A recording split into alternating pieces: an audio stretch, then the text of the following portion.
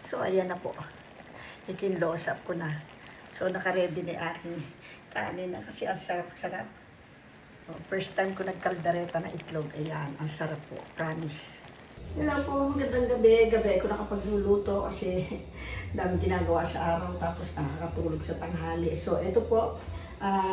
Kamusta na po kayo mga OFW at mga hindi rin OFW, yung mga nandito sa Pilipinas, mga friends and neighbors, subscriber at hindi mga subscriber. Yun, papalo din po.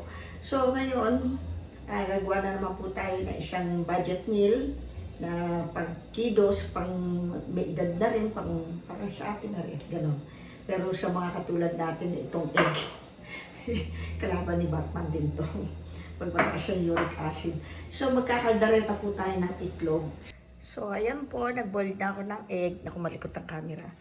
So, kasi may mga stock akong pork and beans.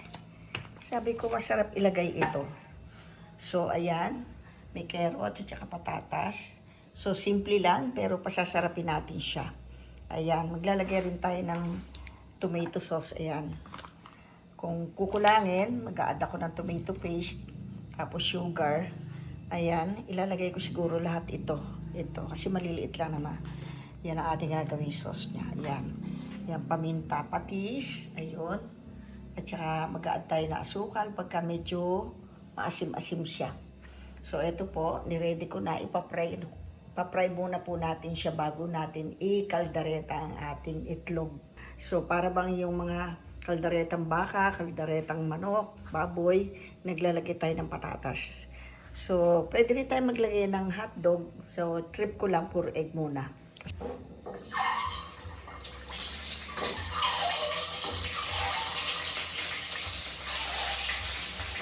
Para sa biryani, naglalagay ng egg, pinapry muna natin ngayon. Atin siyang sa kaldareta. Sigid-sigid pinaparsik. Pwede rin po kayo maglagay dito ng liver spread. Meron ako. Ito. Pero tip ko lang po kasi meron na dito. Palalisahin na lang natin sa ganito. Parang budget nyo. Tapos kung gusto natin lumapot, meron all-purpose cream. Lalagay tayo ng konti lang. Depende po. Ayan, kita po ba? Ayan siya. So, hamuin ko na siya. Bawang. Old fashion po ako kasi yung iba sabi old fashion ako, inuuna nila sibuyas bago yung bawang. Kasi po para sa akin lang, sa panlasa ko, pag na-fry yung bawang at na-i-mix mo na sa mga bulutuin mo, iba po ang dating ng lasa. Nagbibigay po siya ng extra aroma talaga, nakakaiba. Ayan, medyo brown dahil wala sa apoy, yan, sibuyas naman. Mamaus ako. Hanggang ngayon. Pagka kasi silipon ko ako, tagal maalis. Lagay ko na po yung kamatis. Kung may hinog na hinog po, mas masarap sa kaldareta. Maraming kamatis na hinog na maganda. Ayan. Sabay na rin natin yung bell pepper para lumasa na siya at bumaon. Ayan. Lagay na rin po natin itong bay leaf at saka yung paminta. Add tayo ng konting sugar. Ay, sugar. Salt po yan. Kasi maglalagay tayo ng patis na.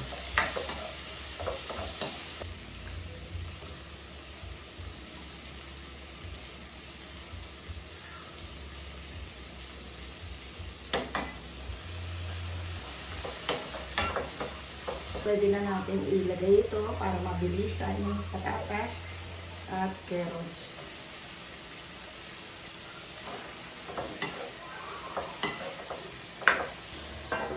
Ay, bulis mga ito.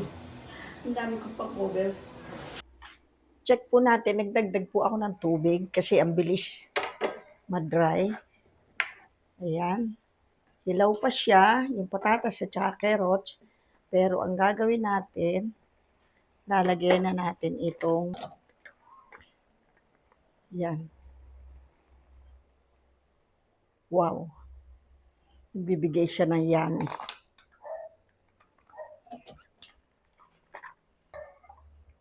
Kasi baka ma-expired lang. Ayan. Malalaki rin yung RAM. Kasi ito, hunch naman. Malaki rin. Tinatry ko po kasi kung alin yung maganda.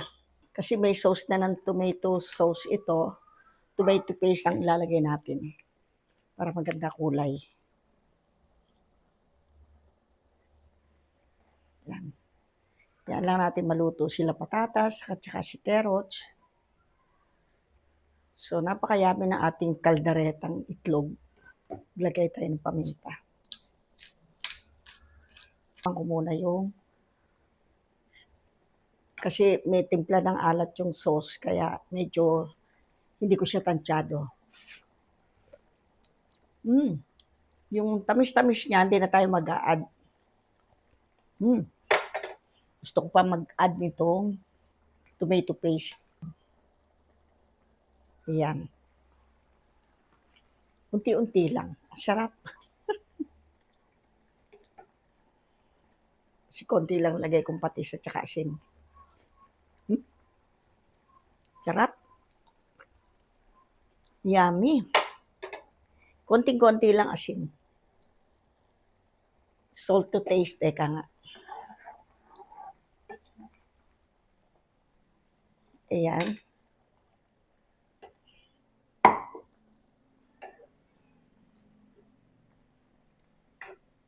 At atin siyang hayaan siyang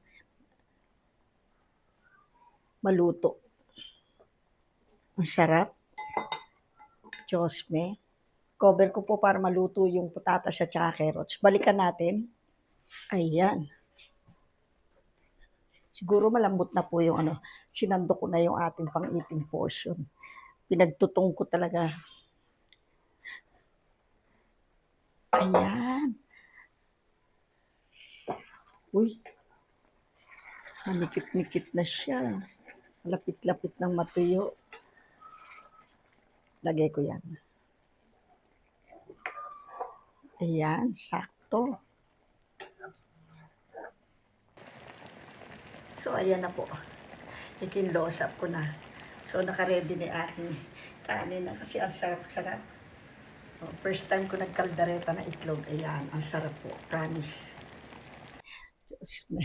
Ito may sangkala na masarap ipang boodle fight. Usog lang ito. Ayan.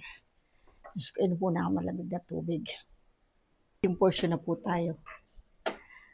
So, shout out po sa inyo lahat. Hindi ko na masabi mga pangalan nyo. Hindi ko kabisado. Pero yung mga nagpapa-shout out, pasensya na hindi ko maisa-isa.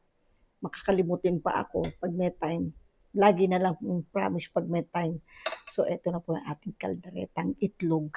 Diyos me. Tingnan nyo po yung tutong talagang pinagtutong ko siya. Oh, ang sarap. Mamaya na yan. Papapaking ko siya mamaya. Sarap. Namamaos ko lang boses. Ako na natatakam na sa kakainin ko. So, ito siya. Ayan ang kunat ng niya, puti niya. Oh. So, lagyan natin ng sauce. Lagyan din natin ng sili na may patis para pangmalakasan siya. Ayan. Ayan. First bite ng ating kaldareta. Itlog.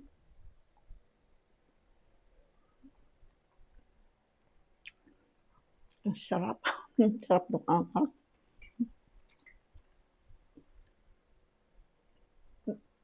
Lumambot naman.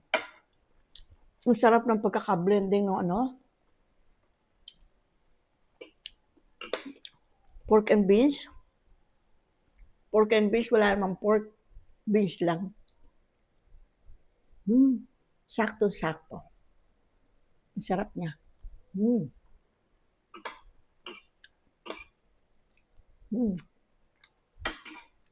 Sigurado magugustuhan ito ng inyong mga kiddos.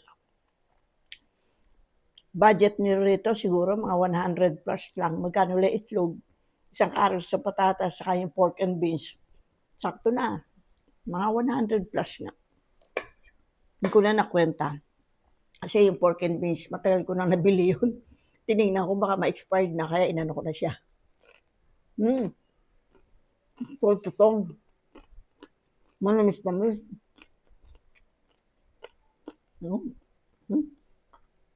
Sarap. Lagyan pa natin ng sili. Yan.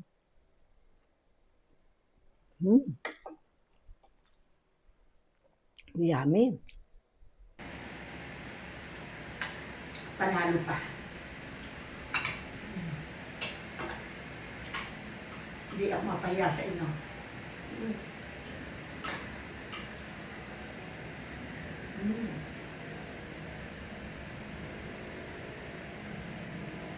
Init pa. Sarap.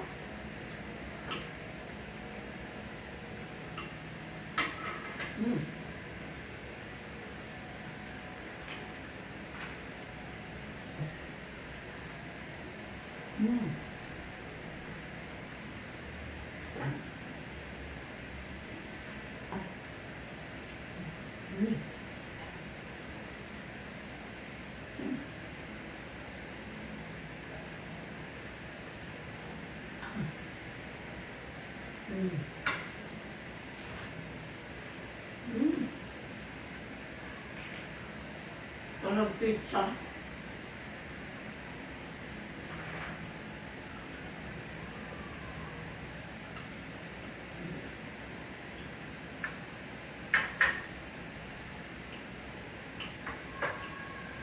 Wala.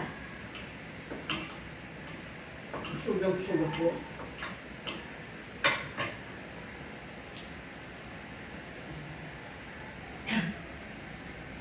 Last bite na lang ito talaga. Nandito na yata yung kinain ko.